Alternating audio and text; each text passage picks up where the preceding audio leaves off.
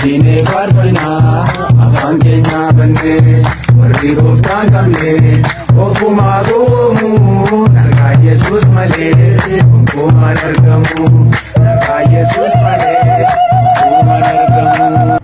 Egaa waldaan Makkaana Yesuus Mardaafa magaalaa Mattuurraa miilaan gara deemsa isaatii tokkotti aspaaltiirraa kaatanii jechuudha. Waan akka baajaajiif motorsaayikilii fayyadamtanii jennaan garuu daftanii achi ga'uu dandeessu. Nus yeroo dhaqnetti wantoota akka baajaajiitiif namoonni ittiin deeman jiru motorsaayikilii fayyadamneeti. Namoota sana biraa yeroo geenyetti jalqaba haala isaan keessa turan baay'ee gadda ture. Garuu yeroo namoonni dhaqanii dubbisan kanatti immoo haamileen isaanii baay'ee gaarii ture. Jajjabina guddaa qabu. Gooftaa Yesuusii wajjin jiraachuu keessatti gatii kaffaluun akka jiru amananiiru. Kanaafiyyuu wanti isaan irraa baratamu fakkeenyummaa gaariidha. Kiristoosii wajjin gatii kaffalanii jiraachuu kana keessa darbanii mootummaa Waaqayyootti galuudha. Kanaafiyyuu yeroo faarfatan yeroo dubbii sagalee Waaqayyoo dhaggeeffatan haamileen isaan qaban baay'ee ajaa'iba ture.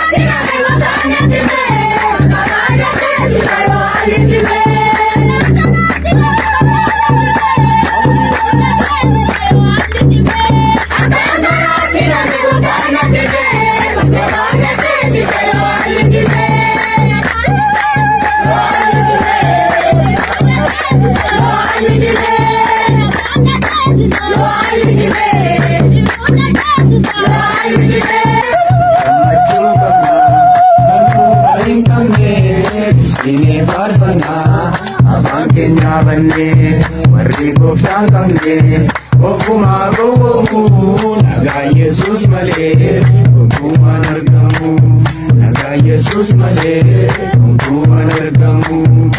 Mootummaa Waaqaa banamtee kan jirtu kottuu jettee hundumaa kan waamtu danseetti walgaree gammachuun jiraata.